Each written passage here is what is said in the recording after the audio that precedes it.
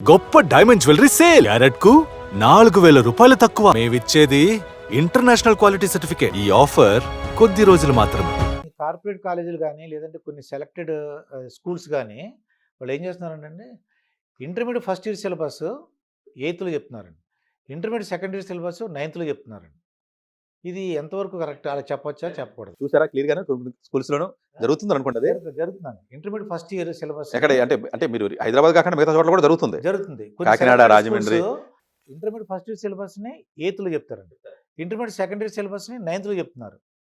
అంటే ఎక్కడో ఇంకొక 4 years 5 years తర్వాత నేర్చుకోవాల్సిన సిలబస్ని ఈ చిన్నపిల్లలు చెప్పడం కరెక్టేనా? అది ఏంటని మీ అభిప్రాయం? సరే వాడికి కదా ఐఐటీ ర్యాంక్ రావాలి కాబట్టి, టాప్ ర్యాంక్ రావాలి కాబట్టి, 11th 12th టైం సరిపోదు కాబట్టి నేను ప్రాక్టీస్ చేయాలి కాబట్టి ఇష్టం వచ్చినట్టు ఇది చేసుకుంటూ వస్తున్నారంటే ఇక్కడ జరుగుతున్నటువంటి తప్పు ఏంటంటే అంటే మనం గవర్నమెంట్ పాలసీలోకి వెళ్ళాలండి. ఇక్కడ డెఫినెట్గా వెళ్తే తప్ప అది నేను ఇప్పుడు మీకు కనెక్ట్ చేయలేను. నేను ఇంటర్మీడియట్ సిలబస్ డిజైన్ చేసింది ఎవరండి? గవర్నమెంటే కదా. Intermediate 11th 12th syllabus design చేసింది ఎవరండి? గవర్నమెంటే కదా. ఎగ్జామ్ పెట్టేది ఎవరు? గవర్నమెంటే కదా. ఐఐటీ ఎగ్జామ్ కండక్ట్ చేసేది గవర్నమెంటే. ఈ ఇంటర్మీడియట్ సిలబస్ ఏదైతే ఉందో 11th 12th ఇంటర్మీడియట్ ఎగ్జామ్లోనేమో 95 మార్కులు వస్తున్నాయి 100కి. ఆడొచ్చి ఐఐటీ ఎగ్జామ్ రాస్తే కనీసం క్వాలిఫై కూడా కాదు, దగ్గర కూడా వెళ్ళట్లా. ఈ ఇంటర్మీడియట్లో ఉన్న సిలబస్ ఏదైతే ఉందో, ఆ కంటెంట్ ఏదైతే ఉందో, ఆ బుక్స్లో ఏదైతే ఉందో దానికి 30 రెట్లు టఫ్ ఉంటుందండి పేపర్.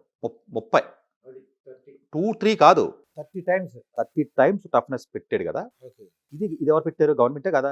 ఐఐటీ అనేది ఎవడో అమెరికా వాడు వచ్చి పెట్టలేదు కదా ఎగ్జామ్. ఇక్కడ గవర్నమెంట్కి అక్కడ కూర్చున్న వాడుకో పాలసీ చేసేవాడుకో బ్రెయిన్ ఉందో లేదో మనకు తెలియదు. కానీ నేను పెద్ద మేలు కూడా పెట్టాను. నేను తెలంగాణ గవర్నమెంట్లో కానీ లేకపోతే ఆంధ్రప్రదేశ్లో కానీ ఇంటర్మీడియట్ పాస్ అయ్యి బయటకు వస్తున్నటువంటి 5 లక్షల మంది స్టూడెంట్స్ ఎవరైతే ఉన్నారో ఒక్కొక్క రాష్ట్రంలో రఫ్గా, ఈ 5 లక్షల మందిలో గవర్నమెంట్ స్కూల్స్ నుంచి వచ్చినటువంటి స్టూడెంట్స్ ఎవరైతే ఉంటారో 1-2 లక్షలు ఎంతమంది ఉంటారో కరెక్ట్ నెంబర్ నాకు తెలియదు కానీ బట్ ఉంటారండి, సఫిషియెంట్ నెంబర్ ఉంటారు. ఇందులోంచి ఒకడు కూడా ఐఐటీ ఎందుకు క్రాక్ చేయట్లేదు? ఈ ఎగ్జామ్ పెట్టింది నువ్వే, ఇది నువ్వే, ఈ టీచరు నువ్వే, ఈ టీచరు నువ్వే కావాలని 30 రెట్లు టఫ్ ఇచ్చి నువ్వే కావాలని చెప్పి కోచింగ్ సెంటర్ని ప్రమోట్ చేస్తున్నావా? నువ్వే కావాలని చెప్పి 8వ తరగతిలోనూ 9వ తరగతిలోనూ 11th 12th చదివేలాగా కంపల్సరీగా చదివేటట్టుగా పేరెంట్స్ని పిల్లల్ని కంపల్షన్ చేసి స్ట్రెస్లో గెంటుతున్నావా? గవర్నమెంటే గెంటుతుందా? గవర్నమెంట్ లేకపోతే కావాలని చెప్పి నేను గొప్ప ప్రపంచంలోనే అది టఫెస్ట్ ఎగ్జామ్ అని చెప్పుకోవడానికి గొప్పలకి వెళ్ళిపోయి నువ్వు ఎగ్జామ్ పెట్టి ఓన్లీ ప్రైవేట్ స్కూల్లో ఉన్న స్టూడెంట్సే సెలెక్ట్ అయ్యేలాగా డిజైన్ చేసి గవర్నమెంట్ దేనికి పనికిరాదని నువ్వే చెప్తున్నావా? ఇలాంటి క్వశ్చన్స్ 100 వస్తున్నాయి అందులోంచి. అంటే ఆ గ్యాప్ నువ్వు ఎప్పుడైతే నువ్వు 20 times 30 times నువ్వే క్రియేట్ చేసి ఎవడో అమెరికా వాడు ఎగ్జామ్ పెట్టాడు అమెరికా యూనివర్సిటీకి అడ్మిషన్ అంటే అది ఆడిష్టం, అది తప్పులేదండి. ఎవడో లండన్ వాడు వచ్చి యూనివర్సిటీ వాడు పెట్టాను ఎగ్జామ్ అంటే ఆడిష్టం అది. ఎందుకని అది ఆడి దేశం, వాడి యూనివర్సిటీ. ఇండియాలోనే ఉన్నావు నువ్వు, ఈ పక్కనే ఉస్మానియా యూనివర్సిటీ ఉంది, పక్కన ఐఐటీ ఉంది, పక్కనే IIIT ఉంది. సార్ మాకు మెరిట్ కావాలంటాడు. మెరిట్ కావాలని నువ్వు అనుకున్నప్పుడు ఇప్పుడు ఐఐటీ లాంటి ఎగ్జామ్లో 100కి 35 మార్కులు వస్తే ఐఐటీలో సీట్ వస్తే తెలుసా మీకు? అడ్వాన్స్డ్లో చాలా మంది 35 నుంచి 40 మార్కులు అంతే, కట్ ఆఫ్ అంతే ఉంటుందండి. 40 మార్కులు వచ్చినాయంటే మీరు ఐఐటీ మద్రాస్ వెళ్ళిపోతారు. అంటే అంత టఫ్ ఇచ్చి 40 మార్కులు కట్ ఆఫ్ పెట్టడం ఏంటి? ఆ సిలబస్కి తగ్గట్టుగా 2 రెట్లు టఫ్, 3 రెట్లు ఇవి 3 రెట్లు టఫ్ ఇచ్చి అందరికీ 90 వస్తాయి అంటాడు. రాని ఇప్పుడు అందరికీ 90 వచ్చినాయండి. ఇప్పుడు ఇంటర్మీడియట్ 98 అందరికీ ఎందుకు వేస్తున్నా? మరి వేసావు కదా, వచ్చినాయి. పోనీ ఇది అకాడమిక్, అది ఇది కాంపిటేటివ్ అంటే అది అకాడమిక్ అంటే అందరికీ 90 వచ్చినాయి అనుకోండి. 91 వచ్చినోడికి ఈ సీట్ మరి పని 90 వచ్చినోడు కనీసం ఆనందపడతాడు కదా. నాకు అవకాశం గవర్నమెంట్ కల్పించింది, నేను గవర్నమెంట్ స్కూల్లో చదువుకున్నాను, నా గవర్నమెంట్లో ఉన్నటువంటి సిలబస్ నాకు అర్థమైంది, దానికి రిలేటివ్గానే ఇంచుమించుగా నాకు పేపర్ ఇచ్చాడు, నేను సరిగ్గా చదువుకోలేకపోవడం వల్ల నేను పేపర్ రాయలేదని ఆనందపడతాడు. ఇప్పుడేంటి రివర్స్? అంటే చచ్చినట్టు గవర్నమెంట్ ఏం చెప్తుందంటే నువ్వు 8వ తరగతి నుంచి 7వ తరగతి నుంచో చచ్చినట్టు నువ్వు ఐఐటీ కోచింగ్ సెంటర్కి వెళ్ళి మ్యాథ్స్ ఫిజిక్స్ కెమిస్ట్రీ మాత్రమే చదువు, కోట్లు 20,000 కోట్లు 30,000 కోట్లు బిజినెస్ జరుగుతుంది ఇండియాలో ఒక ఐఐటీ ఎగ్జామ్ మీద. ఈ 30,000 కోట్లు తల్లిదండ్రులు నాశనం అయిపోండరా అని చెప్పి గవర్నమెంట్ చెప్తుందా అంటున్నాను నేను. మరి అటు మళ్ళీ తిట్టానంటారు నన్ను. మరి ఇది క్లియర్ కట్గా మీకు లాగింగ్ తెలియట్లేదా? అది కరెక్ట్గా అంటారు. అలా అంటే 30% గవర్నమెంట్ పెట్టింది, కానీ చూడండి ఇంటర్మీడియట్ మరి ఏం చేస్తాడండి? సీట్ రావాలండి మీ అబ్బాయికి. ఇంటర్మీడియట్ 11th 12th ఉన్న సిలబస్ సరిపోదు. మీకు ఐఐటీలోని క్వశ్చన్ పేపర్లో క్వశ్చన్ ఏ రేంజ్ ఉంటుందో తెలుసా? ఇంజనీరింగ్ డిగ్రీ ఫైనల్ ఇయర్ కూడా చేయలేడు. వీళ్ళు చదివి లెవెల్ ఎంత ఉంటుందో తెలుసా మీకు? ఐఐటీలోను ఒక్కొక్క చాప్టర్ ఉంటుందండి. ఫిజిక్స్లో ఏదో ఫ్లూయిడ్ మెకానిక్స్ ఉందనుకోండి, ఫ్లూయిడ్స్ అని. ఫ్లూయిడ్స్ ఇంజనీరింగ్లో, సివిల్ ఇంజనీరింగ్, మెకానికల్ ఇంజనీరింగ్లో చదివితే ఎంత నాలెడ్జ్ వస్తుందో అంత నాలెడ్జ్ నేర్చుకోవాలి. అంత డెప్త్ ఇస్తాడు క్వశ్చన్. సింపుల్గా ఏదో స్టేట్ బుక్లోని ఎన్సీఆర్టీ పుస్తకాల్లో ఉన్న క్వశ్చన్లు పడవు, అసలు రావండి. నథింగ్ అండి వాళ్ళకి, అది నథింగ్ అండి అసలు.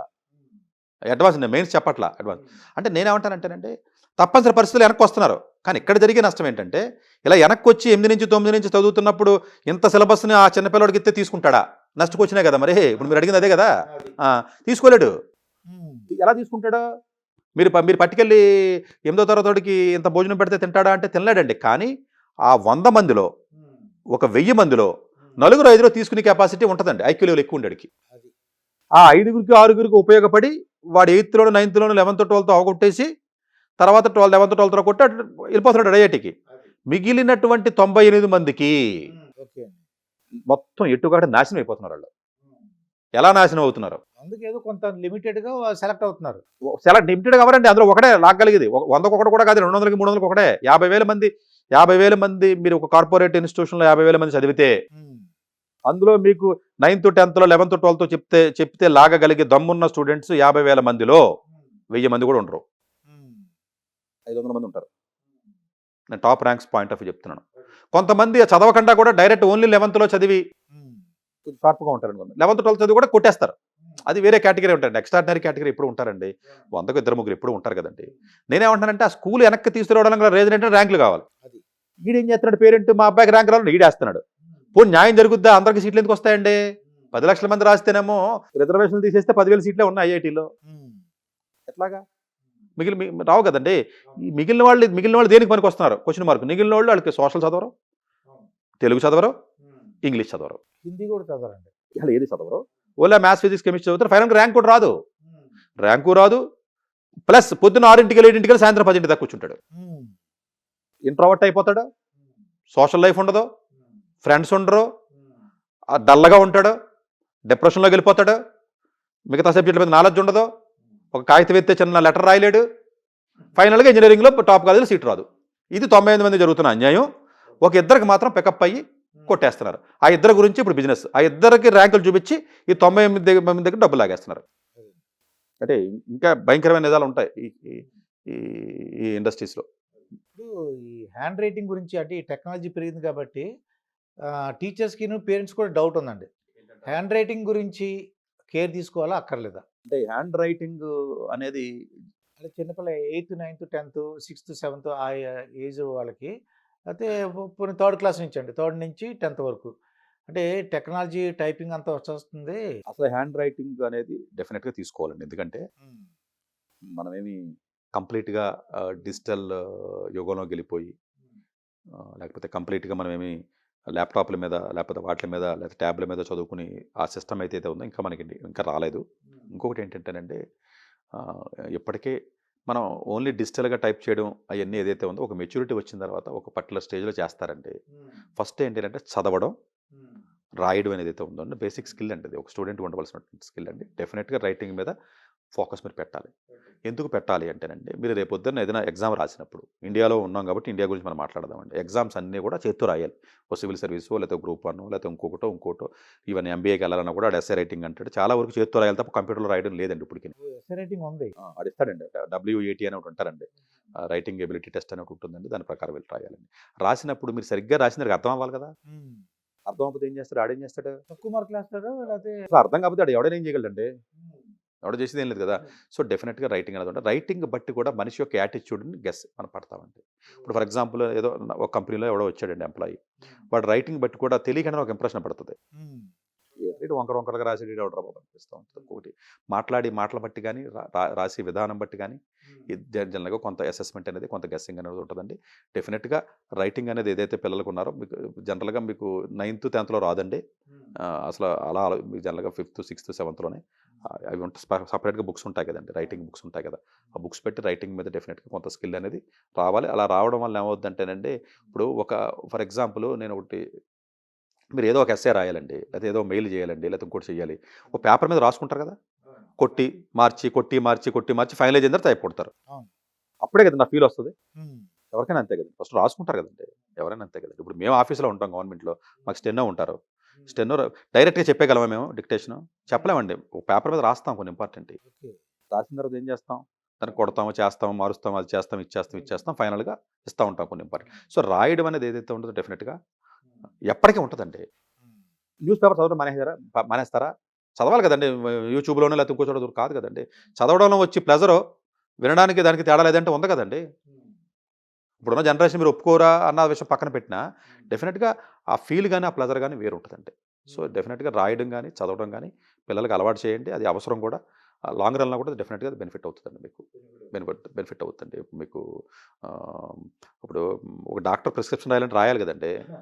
జనరల్గా డాక్టర్ మీద జోక్ ఏంటంటే ఆ ప్రిస్క్రిప్షన్ ఆ మెడికల్ షాప్ వాళ్ళకి అర్థమవుతుందని. మరి అలాగా అంటే అది కావాలని రైటింగ్ బాగా ఉన్నవాడు కూడా అలా రాస్తూ ఉంటాడులేండి.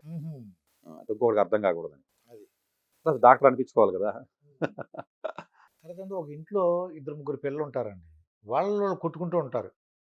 ఈ తల్లిదండ్రులకి తలనొప్పి వచ్చేస్తుంటదండి. ఒకే వస్తువు గురించి లేతే ఒకే పెన్సిల్ గురించి, ఒకే పెన్ గురించి లేతే ఓ టీవీ గురించి ఈ పాపం ఆ తల్లిదండ్రులకి చాలా ఇబ్బందిగా ఉంటది. ఫాదర్‌కి, మదర్‌కి. అది అందరి ఇళ్లలోనూ జనరల్‌గా అది ఏమన్నా మనం ఐడియా ఇవ్వగలమా? అంటే జనరల్‌గా అది అందరి ఇళ్లలో జరిగేదేనండి. నేనేమంటానంటేనండి, ఆ గొడవలు లేకుండా. ఎప్పుడైనా ఆ సిబ్లింగ్స్ ఎవరైతే ఉన్నారో బ్రదర్స్ అండ్ సిస్టర్స్ ఎవరైతే ఉన్నారో వాళ్ళకి ఏదైనా ఎలాంటి ఇష్యూస్ వచ్చినప్పుడు చిన్న వయసులో జనరల్‌గా 10th క్లాస్ లోపు అట్లా ఉంటుందండి. అంటే అందరి ఇళ్లలో మా ఇంట్లో మేము చూసాం, మీ ఇంట్లో మీరు చూసుంటారు, అందరం చూసాం. అలాంటి సందర్భం వచ్చినప్పుడు ఏం చేయాలంటేనండి, సేఫ్టీ ఇబ్బంది అవుతుంది అనుకుంటే, సేఫ్టీ అంటే ఏదో పెన్సిల్ ఇచ్చుకుని పొడిచేస్తానని ఇంకొకటి వెళ్ళి, లేకపోతే మెట్ల మీద గబగబా పరిగెట్టేసి పడిపోతానంటాం, లేకపోతే సేఫ్టీకి సంబంధించి ఇబ్బంది రానంత వరకు దయచేసి అని వదిలేయండి. ఓకే. కొట్టుకోనివ్వండి, దెబ్బలాడుకోనివ్వండి, ఒకరి మీద ఒకటి పడినవ్వండి, మంచం ఎక్కనివ్వండి, దిగనివ్వండి, లేకపోతే ఏదో పగలగొట్టనివ్వండి, ఇబ్బంది ఏం లేదు. సేఫ్టీ ఇబ్బంది అవుతుంది అనుకున్నప్పుడు మాత్రం పేరెంట్స్ ఇన్వాల్వ్ అవ్వండి. సేఫ్టీ అది చాలా డేంజరు. అంటే ఫర్ ఎగ్జాంపుల్ ఇప్పుడు మెట్లు ఉన్నాయి, పరిగెట్టేస్తున్నాడు, వీడి వెనకాల ఆడు పరిగెట్టి ఆయన పట్టుకుందాం ట్రై చేస్తున్నాడు, పడిపోతాడేమో అన్న ఉంది, ఏ 11వ ఫ్లోర్లో మీరు ఉన్నారు, అలాంటి మీరు బాధ్యతగా తిట్టాలి, తీసుకొచ్చి లోపల పెట్టాలి. సో సరే టీవీ రిమోట్ ఇది ఉన్నాడు, అది ఉన్నాడు అంటే చెప్పాలి, ఒరే ఈ ఫస్ట్ టైం నువ్వు, సెకండ్ టైం నువ్వు, లేకపోతే ఈ రోజు నువ్వు అని ఏదో ఒక మెకానిజంలో వాళ్ళిద్దరికి అండర్స్టాండ్ అయ్యేదట్టు, ఇవాళ నువ్వు, రేపు నువ్వు చేయి, రేపు నువ్వు అయిన తర్వాత ఎల్లుండి నువ్వు చేయి, లేకపోతే ఈ రోజు నీకు ఇది వండుతాను, ఇది కాదు రేపొద్దు నీకు అది వండుతానులే అని చెప్పి ఆ ఇంటర్నల్గా అడ్జస్ట్మెంట్ చేసుకుని వీలున్నంత వరకు కొంచెం బాండింగ్ పెంచడానికి ట్రై చేయండి. బట్ ఆ ఏజ్లో జనరల్గా కామన్గా అందరూ చేసేదే కాబట్టి వీలున్నంత వరకు ఆ చిన్న ప్రతిదీ మాత్రం పట్టించుకుని చేదస్తాం కదా, వాళ్ళని ఇబ్బంది పెట్టద్దు. వదిలేయడం ఒకటే బెస్ట్ పని అండి. వాళ్ళని వదిలేయండి. Let them enjoy. సేఫ్టీ ఇబ్బంది లేనంత వరకు లెట్ దెమ్ ఎంజాయ్ అండి. ఇప్పుడు ఎవడో కరెంట్ ఏలు పెట్టేస్తానంటే మీరు లాగాలి కదా. తెలియక చేస్తున్నాడు. మరి రక్షించాలి. వాళ్ళిద్దరూ ఏదో దెబ్బలాడుకుంటున్నారు, దెబ్బలాడకుండా సేఫ్గా ఒకటి మీద ఒకటి కొట్టాడు, దెబ్బలాడాడంటే పర్లా, ఏం కాదండి, ఆ ఏజ్లో ఏం కాదు. మరి డైరెక్ట్గా ఏదో కర్ర ఇచ్చుకెళ్ళిపోయి లేకపోతే పెద్ద రాడ్ ఇచ్చుకెళ్ళిపోయి కొట్టేస్తాను వెళ్ళిపోయాడు అనుకోండి, అప్పుడు ఆపాలి. అది. మామూలుగా చేతితో దెబ్బలాడుకుంటున్నారు, మంచం ఎక్కారు దెబ్బలాడుకుంటున్నారు, దొరుకుతున్నారు, లేకపోతే దుప్పట పాడైపోయింది, పరుపు కింద పడింది, సోఫా చిరిగిపోయింది, అవి పట్టించుకోవద్దండి. దాని మీద మీరు గబగబా సీరియస్గా వెళ్ళిపోయి వాటిని పట్టించుకుని దానివల్ల మళ్ళీ అనవసరంగా వాళ్ళు హర్ట్ అయ్యి వాళ్ళకు ఉన్నటువంటి ఆ పీరియడ్ ఏదైతే ఉందో మీకు చైల్డ్హుడ్ అది పాడు చేసే విధానం ఏదైతే ఉందో అది జనరల్గా నేను రికమెండ్ చేయను.